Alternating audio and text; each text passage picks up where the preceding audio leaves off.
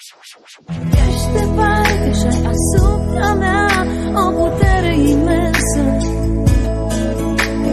Mă trezesc zâmbind în fiecare zi. Ce șansă că te-am cunoscut, nu mai credeam în iubire de mult. Vreau să rămân în lumea ta plină de iubire. N-am mai fost îndrăgostită așa nici când. Fericirea pe care o primesc, doar cu tine vreau să o trăiesc. Cu tine învăț să iubesc.